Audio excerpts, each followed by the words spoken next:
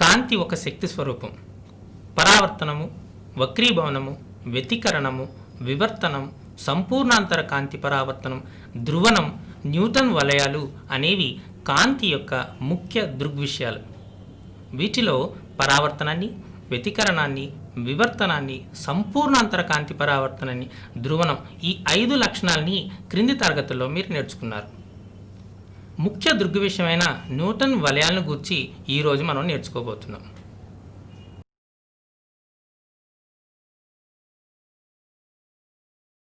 ఎక్కువ నాభ్యంతరం ఉన్న కుంభాకార కటక తలాన్ని సమతల గాజు పలకపై ఉంచి తెల్లని కాంతితో ప్రకాశింపజేసి న్యూటన్ వలయాల్ని మొట్టమొదటగా రాబర్ట్ హుక్ కనుగొన్నారు. అయితే ఈ వలయాలు ఏ విధంగా ఏర్పడ్డాయి, వాటికి గల కారణాలు మాత్రం వివరించలేకపోయాడు. తను ఉపయోగించిన టెలిస్కోపులోని అధిక నాభ్యంతరం కలిగిన అక్షి కటకాలని తెల్లని కాంతితో ప్రకాశింపచేసి కంటితోనే వలయ వ్యాసార్థాన్ని కనుగొన్నాడు. కానీ థామస్ యంగ్ అనే శాస్త్రవేత్త అధిక నాభ్యంతరం ఉన్న కుంభాకార కటక తలాన్ని సమతల గాజు పలకపై ఉంచి వాటి మధ్య గల ఏర్పడిన గాలి పొర నుండి పై తలము నుండి క్రింద తలము నుండి పరావర్తనం చెందిన కాంతి కిరణాల వ్యతికరణం వలన ఈ న్యూటన్ వలయాలు ఏర్పడ్డాయని ప్రయోగపూర్వకంగా నిరూపించాడు. అంటే ఈ న్యూటన్ వలయాల్ని తన తరంగ సిద్ధాంత ఆధారంగా వివరించాడనమాట. న్యూటన్ కణ సిద్ధాంత పితామహుడైనప్పటికీ వీటిపై విస్తృతంగా అధ్యయనం చేసినందువలన ఈ వలయాల్ని న్యూటన్ వలయాలు అని వ్యవహరిస్తున్నాం. దీనిని బట్టి మనం ఈ క్రింది విషయాల్ని మనం నేర్చుకోబోతున్నాం. మొదటి, న్యూటన్ వలయాల ఉనికిని కనుగొన్న శాస్త్రవేత్త రాబర్ట్ హుక్. వాటిని విస్తృతంగా ఖచ్చితంగా అధ్యయనం చేసిన శాస్త్రవేత్త సర్ ఐజాక్ న్యూటన్. తరంగ సిద్ధాంతం ఆధారంగా వివరించిన శాస్త్రవేత్త థామస్ యంగ్. న్యూటన్ వలయాల గురించి అధ్యయనం చేసిన శాస్త్రవేత్తల గురించి మరోసారి తెలుసుకుందాం. న్యూటన్ వలయాల ఉనికిని కనుగొన్న శాస్త్రవేత్త రాబర్ట్ హుక్. వాటిని విస్తృతంగా అధ్యయనం చేసిన శాస్త్రవేత్త ఐజాక్ న్యూటన్. తరంగ సిద్ధాంతం ఆధారంగా వలయాలను గురించి అధ్యయనం చేసిన శాస్త్రవేత్త థామస్ యంగ్. ఇప్పుడు న్యూటన్ వలయాలు ప్రయోగపూర్వకంగా ఏ విధంగా ఏర్పడతాయో మనం నేర్చుకుందాం. మీరు చూస్తున్న పటంలో ఎస్ అనేది కాంతి జనకం, ఎల్ అనున్నది తక్కువ నాభ్యంతరం కలిగిన కుంభాకార కటకం, జి అనున్నది 45 డిగ్రీల కోణములో అమర్చబడిన పారదర్శక గాజు పలక, ఎం అనున్నది మైక్రోస్కోప్. ఇది ఈ ప్రయోగంలోని పరికరాల అమరిక.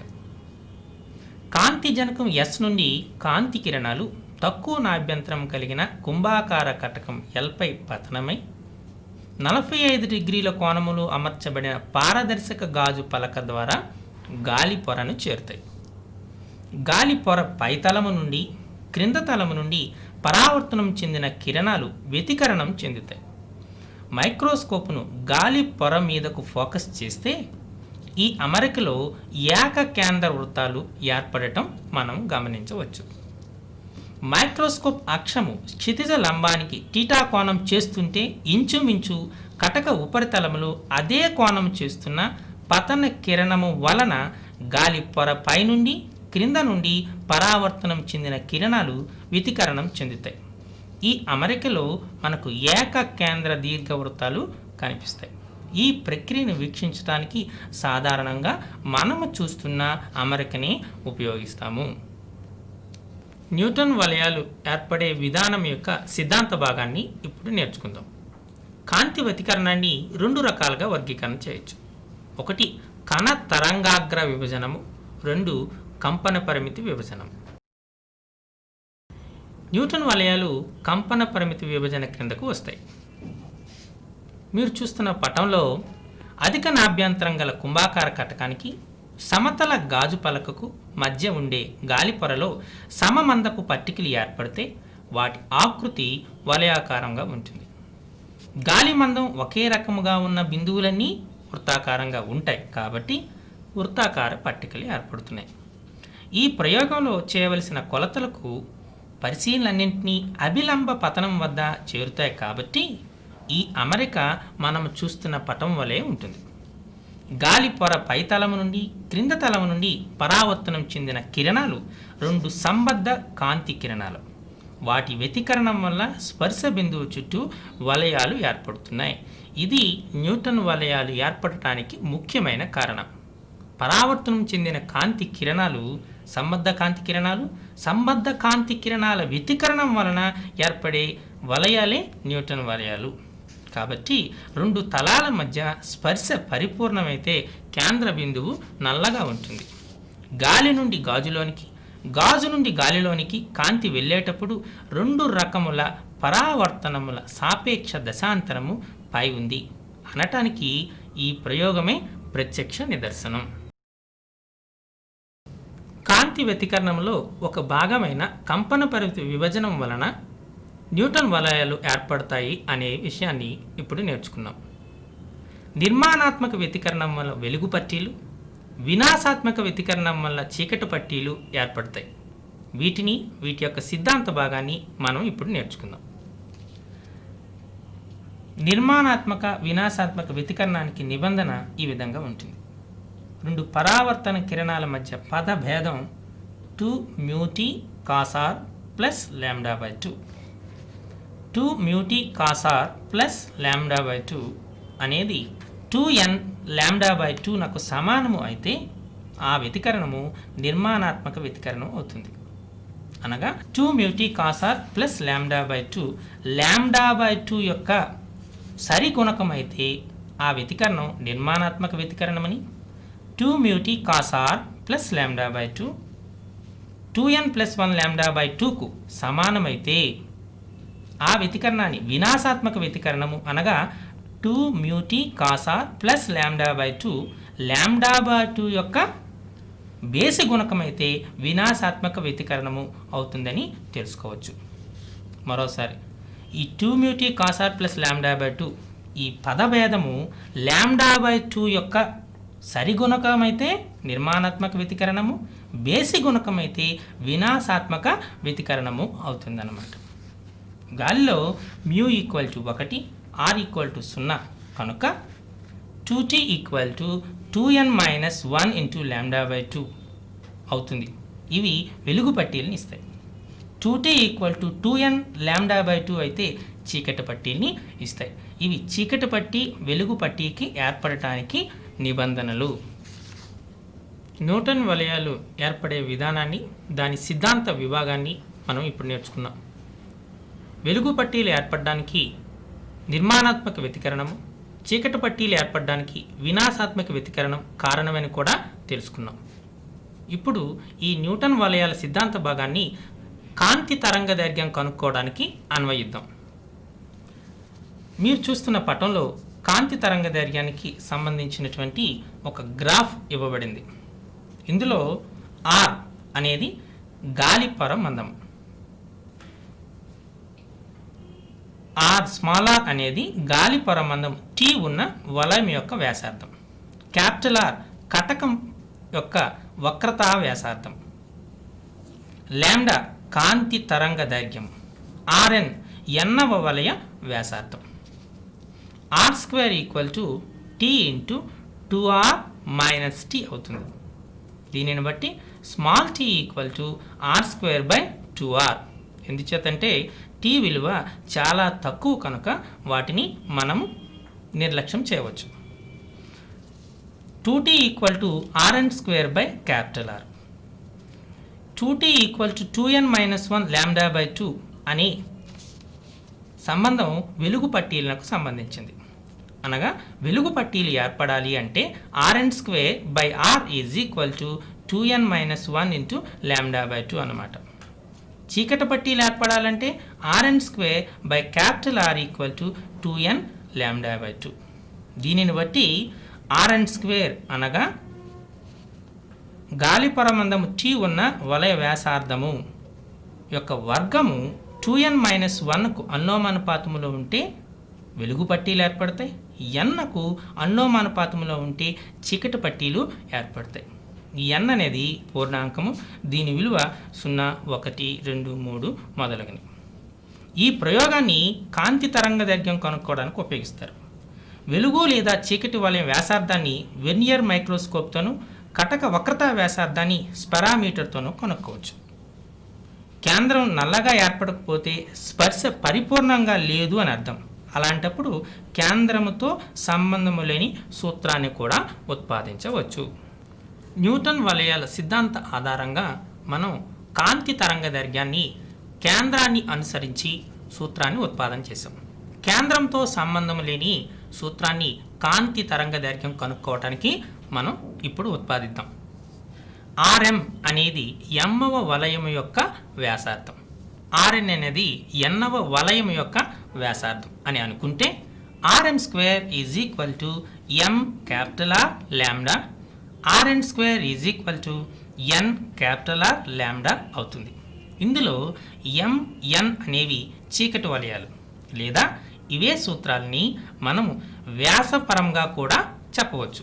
dm అనేది m వలయం యొక్క వ్యాసము, dn అనేది nవ వలయం యొక్క వ్యాసము అని అనుకుంటే dm² is equal to 4m capital R lambda, dn² is equal to 4n capital R lambda అవుతుంది.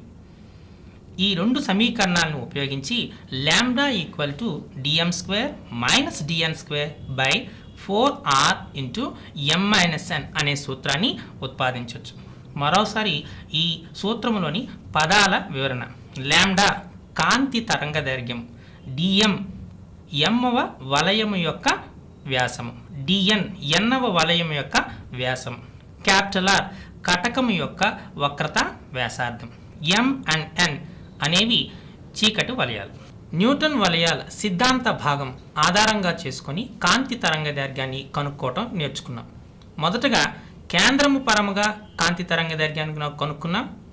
తరువాత కేంద్రముతో సంబంధము లేని కాంతి తరంగ సూత్రాన్ని మనం ఉత్పాదన చేసాం. కేంద్రంతో సంబంధము లేని కాంతి తరంగ దైర్ఘ్యానికి సూత్రము lambda equal to dm² minus dn² by 4r into m minus n. మరి వేరొక సూత్రం కూడా మనం ఉత్పాదన చేయొచ్చు. తరంగ దైర్ఘ్యం యొక్క వర్గమూలానికి వలయాల సంఖ్యకు మధ్య అనులోమానుపాతం ఉంటుంది. ఈ సంబంధాన్ని ఆధారంగా చేసుకుని ఒక గ్రాఫ్ను గీసి తద్వారా లాంబ్డాని మనం కనుక్కోవచ్చు. అది ఏ విధంగా కనుక్కోవచ్చో ఇప్పుడు మనం గ్రాఫ్ ద్వారా పరిశీలన చేద్దాం. వలయం యొక్క సంఖ్యకు వ్యాస వర్గానికి గ్రాఫ్ గీసి లాంబ్డా విలువని ఏ విధంగా కనుక్కోవచ్చో గ్రాఫ్ ద్వారా పరిశీలించండి. వలయ వ్యాసార్థాలు √n మాత్రమే కాకుండా √r కూడా అనులోమానుపాతంలో ఉంటాయి. n అనేది వలయముల సంఖ్య, r అనేది కటక వక్రత వ్యాసార్థం. కాబట్టి కటక వ్యాసార్థము తక్కువ అయితే వలయ పరిమాణము కూడా తక్కువై మనము కొలవటానికి కష్టంగా ఉంటుంది. కాబట్టి సుమారు 1 మిల్లీమీటర్ వక్రతా వ్యాసార్థం ఉన్న కటకాలని మనం ఉపయోగిస్తాం. వ్యాసానికి వలయాల సంఖ్యకు గీచిన గ్రాఫ్ని మీరు చూశారు కదా. ఇది మూల బిందువు గుండా పోతున్న ఒక సరళ రేఖ. మూల బిందువు గుండా పోతున్న సరళ రేఖ అనగా ఆ గ్రాఫ్లో y విలువ x విలువకు రెట్టింపు కానీ లేదా దాని యొక్క గుణకమై ఉంటుంది. ఇప్పుడు గ్రాఫ్ను చూశారు కదా. గ్రాఫ్లో ప్రతి బిందువులోని y నిరూపకము x నిరూపకము యొక్క గుణకం అవుతుంది. y నిరూపకము x నిరూపకము యొక్క గుణకము అనగా y is proportional to x. అంటే వలయముల సంఖ్యకు వ్యాసము అనులోమానుపాతంలో ఉంటుంది. దీనినే వలయ వ్యాసార్థము. వలయ వ్యాసార్థం అంటే r అనేది √n అనులోమానుపాతం ఉంటుంది అని మనం ప్రయోగపూర్వకంగా కనుక్కోవచ్చు. వ్యాసము వలయాల సంఖ్యకు మధ్య గల సంబంధాన్ని మనం గ్రాఫ్ ద్వారా పరిశీలించాం. ఏదైనా బిందువు వద్ద గీచినటువంటి రేఖ యొక్క వాలు ఈ కాంతి తరంగం యొక్క తరంగ దైర్ఘ్యాన్ని ఇస్తుంది. వ్యాసము బై వలయముల సంఖ్య తరంగ దైర్ఘ్యాన్ని ఇస్తుంది. దీనిని బట్టి వలయ వ్యాసార్థము వలయముల సంఖ్యకు మాత్రమే కాకుండా కటక వక్రతా వ్యాసార్థం యొక్క వర్గమూలానికి కూడా అనులోమానుపాతంలో ఉంటుంది అనే విషయాన్ని ఈ గ్రాఫ్ ద్వారా మనము నేర్చుకోవచ్చు. ఇంతవరకు మనం న్యూటన్ వలయాలు ఏ విధంగా ఏర్పడతాయి, వాటికి ప్రయోగపూర్వక నిరూపణ ఏంటి, వాటి సిద్ధాంత విభాగం ఏంటి, వాటి యొక్క అన్వయం ఏంటి అనే విషయాల్ని నేర్చుకుందాం. మరొకసారి అంశాల వారీగా విపులంగా అన్నింటినీ చర్చిద్దాం. న్యూటన్ వలయాల ఉనికిని కనుక్కున్న శాస్త్రవేత్త రాబర్ట్ హుక్. ఇతను అధిక నాభ్యంతరం ఉన్న కుంభాకార కటక తలాన్ని సమతల గాజు పలకపై ఉంచి తెల్లని కాంతిని ప్రసరింపజేసి తద్వారా ఏర్పడిన రంగురంగు వలయాల్ని గుర్తించాడు. కానీ వాటిని న్యూటన్ వలయాలుగా నామకరణం చేయలేదు. అవి ఏ విధంగా ఏర్పడ్డాయి, వాటికి గల కారణాలను కూడా వివరించలేకపోయాడు. కానీ ఇతనికి గల ప్రాధాన్యత న్యూటన్ వలయాల ఉనికిని కనుక్కోవటం. తాను ఉపయోగిస్తున్నటువంటి టెలిస్కోప్ అధిక నాభ్యంతరం కలిగిన అక్షకటకాన్ని ఉపయోగించి దానిపై తెల్లని కాంతిని ప్రసరింపచేసి ఏక కేంద్ర వలయాల్ని కనుక్కున్నాడు. అయితే వాటిపై సవివరమైనటువంటి వివరణ ఇవ్వలేకపోవటం వలన ఇతనికి అంతగా ప్రాధాన్యత రాలేదు. థామస్ యంగ్ అనే శాస్త్రవేత్త తరంగ సిద్ధాంతం ఆధారంగా న్యూటన్ వలయాల సిద్ధాంత భాగాన్ని ప్రయోగపూర్వక నిరూపణని తెలియజేశాడు. అయితే కణ సిద్ధాంత పితామహుడైనటువంటి సర్ ఐజాక్ న్యూటన్ ఈ న్యూటన్ వలయాల గురించి చేసిన పరిశోధనల ఫలితంగా ఈ వలయాలకి న్యూటన్ వలయాలు అని పేరు వచ్చింది. అధిక వక్రతా వ్యాసార్థం ఉన్న కుంభాకార తలము, గాజు పలక మధ్య ఉన్న గాలి పొర పై తలము నుండి క్రింద తలము నుండి పరావర్తనము చెందిన సంబద్ధ కాంతి కిరణాల కంపన పరిమితి విభజన వ్యతికరణం వల్ల న్యూటన్ వలయాలు ఏర్పడతాయి. ఈ న్యూటన్ వలయాలు రెండు రకాలు. ఒకటి వెలుగు వలయాలు, రెండవది చీకటి వలయాలు. వెలుగు వలయాలు, చీకటి వలయాలు ఏర్పడడానికి గల నిబంధనల్ని మనం నేర్చుకుందాం. మరోసారి పరిశీలిద్దాం ఆ నిబంధనలు ఏంటో. r² by capital R is equal to 2n minus 1 into lambda by 2. అనగా r² by r అనేది lambda by 2 యొక్క బేసి గుణకమైతే వెలుగు వలయాలు, r² by capital R is equal to lambda by 2 అయితే చీకటి వలయాలు ఏర్పడతాయి. దీనిని బట్టి మనం ఒక గ్రాఫ్ను కూడా గీయవచ్చు. ఆ గ్రాఫ్ ద్వారా వలయాల సంఖ్య వక్రతా వ్యాసార్థం యొక్క వర్గమూలానికి అనులోమానుపాతంలో ఉంటుంది అనే విషయాన్ని మనం తెలుసుకోవచ్చు. ఈ గ్రాఫులోని గ్రాఫ్ యొక్క వాలు తరంగ దైర్ఘ్యాన్ని ఇస్తుంది. ఈ ప్రయోగం ద్వారా కాంతి తరంగ దైర్ఘ్యాన్ని 3 విధాలుగా లెక్కించవచ్చు అనేది మనం నేర్చుకున్నాం. మొట్టమొదటిది వలయం యొక్క కేంద్రము ద్వారా, రెండవది వలయ కేంద్రముతో సంబంధము లేకుండా, మూడవది వలయం యొక్క వ్యాసార్థానికి వలయము సంఖ్యకు గల సంబంధాన్ని బట్టి. మొట్టమొదటి వలయం యొక్క కేంద్రముతో సంబంధం అనగా r² by capital R is equal to 2n minus 1 into lambda by 2 లేదా r² by capital R is equal to 2n lambda by 2. ఇందులో లాంబ్డా అనేది తరంగ దైర్ఘ్యం. మనము మైక్రోస్కోప్ ద్వారా Rn యొక్క విలువని లెక్కించవచ్చు. క్యాపిటల్ R యొక్క విలువని స్పెరామీటర్తో లెక్కించవచ్చు. ఈ విధంగా Rn క్యాపిటల్ R విలువలను లెక్కించి సూత్రంలో పొందుపరిస్తే తెలియని లాంబ్డా అనగా తరంగ దైర్ఘ్యం విలువని లెక్కించవచ్చు. ఇది మొట్టమొదటి పద్ధతి. రెండవ పద్ధతి కేంద్రముతో సంబంధము లేని సూత్రం. కేంద్రంతో సంబంధం లేని సూత్రము అంటే lambda equal to dm² minus dn² by 4r into m minus n. ఈ సూత్రాన్ని మరోసారి lambda equal to dm² minus dn² by 4r into m minus n. ఇందులో dm అనేది mవ వలయము యొక్క వ్యాసము, dn అనేది nవ వలయము యొక్క వ్యాసము, క్యాపిటల్ R కటకం యొక్క వక్రతా వ్యాసార్థము, mn అనునవి చీకటి వలయాలు. ఈ విలువలని లెక్కించి సూత్రములో పొందుపరిచి లాంబ్డా విలువని మనం కనుక్కోవచ్చు. ఇది రెండవ పద్ధతి. మూడవ పద్ధతి వలయం యొక్క సంఖ్యకు వక్రతా వ్యాసార్థానికి లేదా వలయం యొక్క సంఖ్యకు మరియు కేంద్రము ద్వారా లెక్కించవచ్చు. ఈ 2 పద్ధతుల్లో ఏదైనా మనం ఒకటిని అనుసరించవచ్చు. ఈ విధంగా వలయాల సంఖ్యకు వర్గమూలానికి, వక్రతా వ్యాసార్థం యొక్క వర్గమూలానికి ఒక గ్రాఫ్ని గీసి ఆ గ్రాఫ్ యొక్క వాలు ద్వారా లాంబ్డాని లెక్కించవచ్చు. ఈ 3 పద్ధతుల్లో కాంతి తరంగదైర్ఘ్యాన్ని సులభంగా గణించవచ్చు.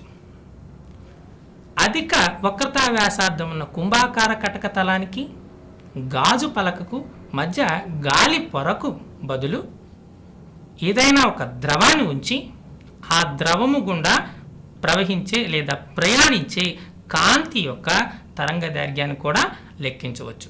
ఇది న్యూటన్ వలయ సిద్ధాంతానికి మరొక ఉపయోగం. స్టోక్స్ సిద్ధాంతాన్ని కూడా ఈ ప్రయోగం ద్వారా సులభంగా నిరూపించవచ్చు. ఇవి ఈ న్యూటన్ వలయాల యొక్క ఉపయోగాలు. ఏకవర్ణ కాంతి తరంగదైర్ఘ్యం కనుక్కోవటానికి, కంపన పరిమితి విభజన వ్యతికరణాన్ని అధ్యయనం చేయటానికి, స్టోక్స్ నియమాన్ని రుజువు చేయటానికి మనము నేర్చుకున్న ప్రయోగం చాలా సులభతరమైనటువంటి ప్రయోగం.